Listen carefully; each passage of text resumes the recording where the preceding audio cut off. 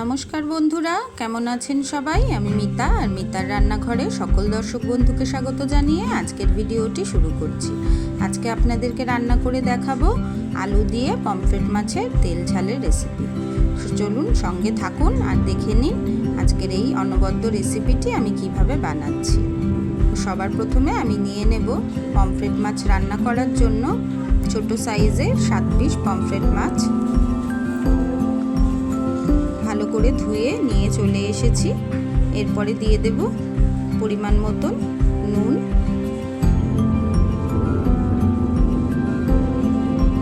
হলুদ গুঁড়ো,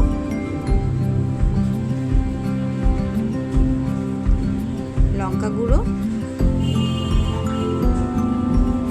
এবার ভালো করে মাছটা আমি মাখিয়ে নেব। দেখুন মাছে নুন, হলুদ, লঙ্কা গুঁড়ো খুব ভালো করে মাখিয়ে নিয়েছি। এবার আর কি উপকরণ লাগছে দেখিয়ে দিই। নিয়েছি টুকরো করা আলু, দুটো ছোট সাইজের টমেটো, দুটো মিডিয়াম সাইজের পেঁয়াজ, রসুন, আদা, কাঁচা লঙ্কা আর ধনেপাতা। তো সবার প্রথমে আমি পেঁয়াজ আর রসুনটা একসাথে বেটে নেব।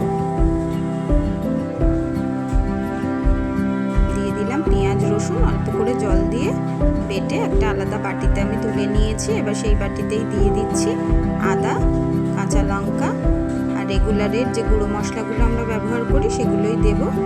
জিরে গুঁড়ো, ধনে গুঁড়ো, লঙ্কা গুঁড়ো। এবার সামান্য জল দিয়ে আবার এটাও পেস্ট করে সরিয়ে রেখে দেব। এরপরে কড়াই বসিয়ে দিয়েছি, কড়াই গরম হয়ে গেছে। দিয়ে দেব সর্ষের তেল। যেহেতু তেল ঝাল, এতে কিন্তু তেলের পরিমাণটাও একটু বেশি লাগবে আর ঝালটাও কিন্তু একটু বেশিই দিতে হবে। এবার দিয়ে দিচ্ছি নুন, হলুদ, লঙ্কা গুঁড়ো মাখানো মাছ। মাছগুলো এবার আমি এপিট ওপিট করে উল্টে পাল্টে ভালো করে ভেজে নেব। হয়ে গেছে আমার মাছ ভাজা। খুব বেশি লাল করে আমি মাছগুলো ভাজিনি, হালকা লাল করে ভেজে তুলে নিচ্ছি। একই প্রসেসে আমি সব মাছ ভেজে নেব। সব মাছ ভাজা আমার হয়ে গেছে কমপ্লিট। এবার ওই মাছ ভাজার তেলেই দিয়ে দিচ্ছি টুকরো করে কেটে নেওয়া আলু। আলুগুলো দিয়ে দেব সামান্য নুন আর অল্প দিয়ে দেব হলুদ গুঁড়ো। এবার ভালো করে আলুগুলো লাল লাল করে ভেজে নেব।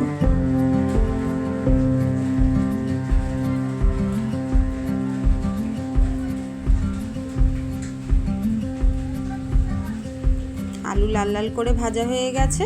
এবার আলুগুলো আমি তুলে নিচ্ছি।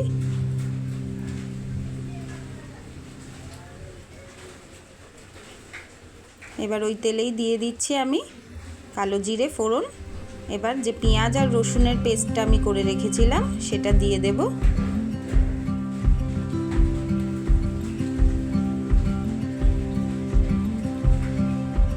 এবার এই রসুন পেঁয়াজটা দেখুন আমি লাল করে ভেজে নিয়েছি। এইভাবে লাল করে ভেজে নিতে হবে। এরপরে আমি দিয়ে দেব বাকি যে মশলাটা, আদা, কাঁচা লঙ্কা, জিরে গুঁড়ো, ধনে গুঁড়ো, লঙ্কা গুঁড়ো সব দিয়ে যে পেস্টটা করেছিলাম সেটা দিয়ে দিলাম। দিয়ে এবার আবারও ভালো করে মশলাটা কষিয়ে নেব। কিছুক্ষণ সময় মশলাটা কষিয়ে নেওয়ার পরে এবার মিক্সির বাটিটা ধুয়ে দিয়ে দিলাম অল্প সামান্য জল আর দিয়ে দেব পরিমাণ মতন লবণ আর হলুদ। দিয়ে আবারও ভালো করে মশলাটা এবার আমি লাল লাল করে একদম কষিয়ে নেব। দেখুন মশলা একদম সুন্দর লাল করে কষিয়ে নিয়েছি, তেল ছাড়তে শুরু করেছে। এই পর্যায়ে আমি দিয়ে দিলাম ভেজে রাখা আলু। আলুটা দিয়ে আলুটার সাথে মশলাটা আবারও ভালো করে কষিয়ে নেব।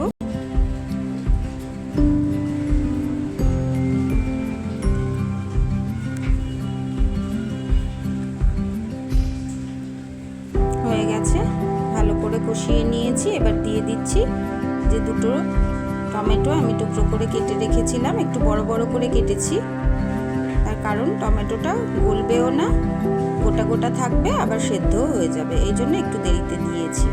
এবার টমেটোটা দিয়ে নাড়াচাড়া করে দিয়ে দিলাম পরিমাণ মতন জল।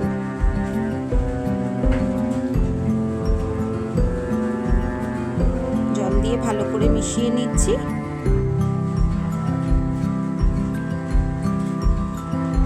এবার ঝোলটা দেখুন ফুটে গেছে।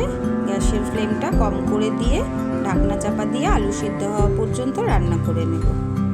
5 মিনিট পরে ফিরে এসেছি।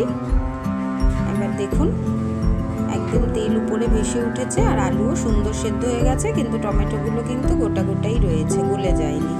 তো এই পর্যায়ে দিয়ে দেব আমি ভেজে রাখা পমফ্রেট মাছ।